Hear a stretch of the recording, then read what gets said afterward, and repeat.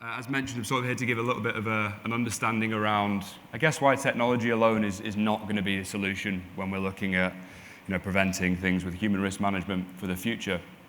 And I probably don't need to tell lots of you in this room, but when we look at the things that we're trying to account for with cybersecurity challenges, a lot of it is built up within, three main things: social engineering, unpatched systems, and either weak or compromised logons. So of late, I find myself having lots of conversations and questioning the reality that if 99% of our problems are here, how much of our day is actually spent fixing those said problems, or compared to sort of everything else that we're dealing with. Now, I'd imagine a lot of you also understand the idea, and it's kind of been mentioned already, that traditional awareness, as we've sort of known it in the world for a long time, is somewhat dead.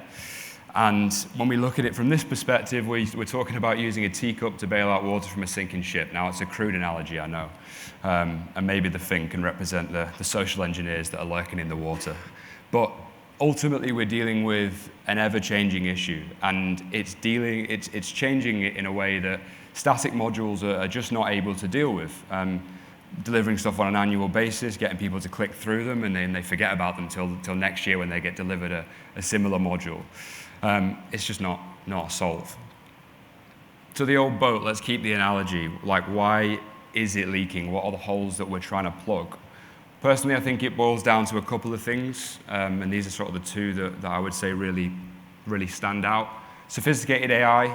It wouldn't be a tech conversation or presentation in the modern world without AI, but it's really changed the threat model. Attackers are leveraging AI in a way to scale, personalize, automate attacks in a way that we haven't seen before, and they're doing it with really alarming precision. And even the most security conscious of our employees can potentially fall victim to the threats that then begin to mimic people like our trusted advisors. Deep fakes. We're seeing a lot of sort of people's voices being deep faked, facial recognitions. It's being pulled across with sort of video mannerisms. People that we would expect to see are being completely mocked up and put in front of our individuals, and they're expected to try and understand the difference between real and fake. And it bleeds into even stuff with our business email compromise. It's learning from previous conversations, tailoring those responsive, using natural language generation, and it's going to make it look like a real conversation. And that line between genuine employee and malicious actor, or genuine vendor and malicious actor, or even sort of the partners that you work with on a day-to-day, has become really blurred, and especially in that sort of remote hybrid environment that a lot of us are probably very familiar with. And the other element sits on the human side of things. Now, it doesn't matter what technological safeguards you put up, attackers are going to target people first. They're not going to go for your systems first.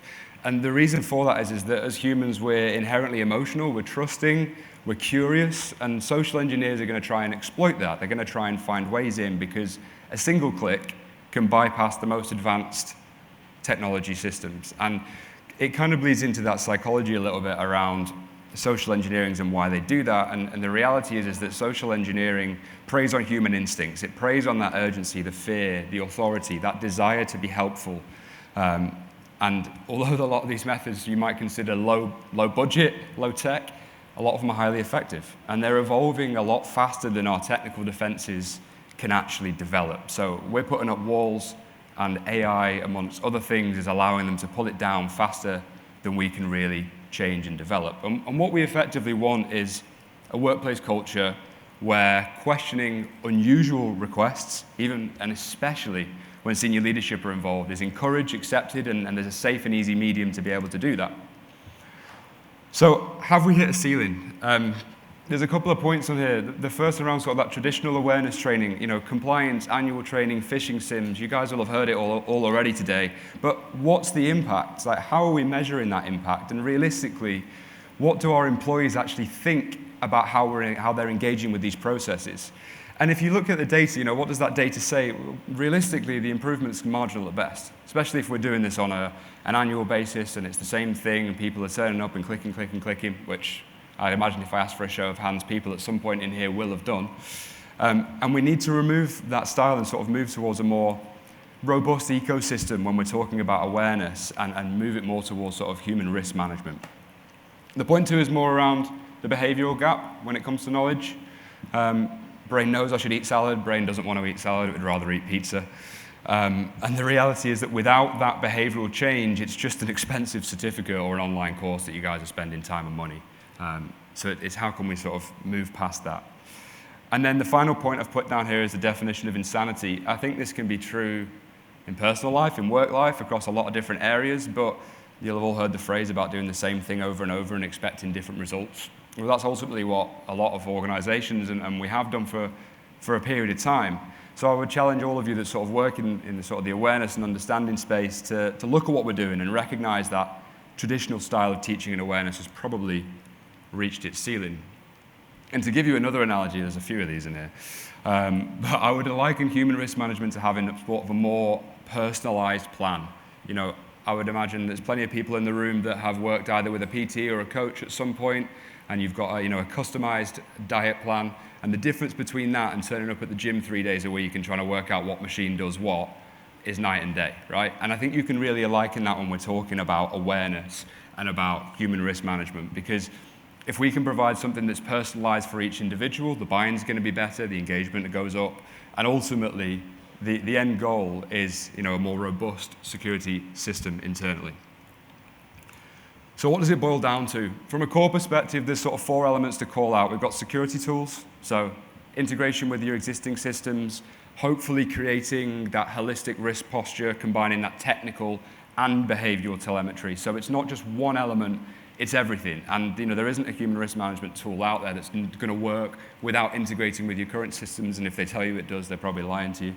But that's sort of where that comes from. The behavioral data set that we have sort of internally is 15 years of behavioral benchmarks. And it does, there's lots of other elements out there that have got some serious data, but what we're trying to do is anticipate risky behavior before it actually leads to a breach. So based on historical events, based on behavioral patterns. And the other 2 elements are around user reported, so actually transforming actionable data points, as well as simulation. So real-time learning and actually being able to adapt to what each individual is dealing with. Now, hopefully altogether you can see that moves it from being about awareness to being about understanding and predicting and then influencing that behavior at scale across your organization. And eventually the result is a measurable risk reduction with stronger user engagement and a culture that actually understands and evolves with the threat landscape itself. And then one of the ways I would suggest sort of looking at this, it's something that we sort of use internally, but around sort of the deep framework, and you might have heard Javad talk about this before, but there's 2 elements that sit with it. We've got the security awareness side, which, although we're going to have to change and develop the medium and platforms that we deliver this on, awareness and education is never going to go away. It's going to be the lifeblood of these processes, and empowering your individuals to actually positively impact security culture and make smart decisions. That's what we're trying to do with that middle part. The other 2 elements are around defend and protect, and they sit top and bottom of our upside down pyramid there, where we're trying to stop attacks from actually reaching individuals. If we can do that at a mass scale, great, but there's still going to be an element that gets through. And at the very bottom, we're looking at potentially protecting the limitation and the threat fallout from the mistakes that inevitably will happen from time to time. And if you put this into sort of a grid of understanding sort of the areas that we just spoke about then, so defend, educate, empower, and protect, and then the threats that we're facing internally. So you've got your social engineering, we've got our accidental insiders, people that don't necessarily know that they're making mistakes, and that does happen. People that mean well, misaddressed emails, misconfigurations, weak passwords. We've then got our convenience bypassers, people that are doing stuff just because it's easy. And then finally, our malicious insiders, so those people that are upset within our organization, potentially leaving, exfilling, all the data that we've got protected within our systems. And if I then give you sort of an example of how this might work, so if we take weak passwords, we can see that for our accidental insiders, for example, a good way to limit that is to give them a tool, something like Password IQ, where they can store a lot of the passwords.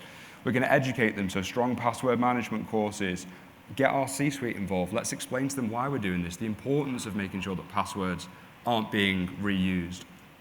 From an empowerment perspective, can we give them a tool to use, something like Okta or a password manager? And then finally, from a protection perspective, how can we prevent this from going any further, something like a YubiKey or multi-factor authentication and that sort of stuff there. I did have another example, but I'm conscious we're short on time, so I will not keep you from the break. To wrap up, factors I'd say that's sort of key to call out. It's about shifting from awareness to behavioral change. We need to make an understanding that this is no longer about ramming training content down people's throats and hoping that they listen once a year. It just simply doesn't work. It needs to be a way that we can impact behavior and culture within our organizations.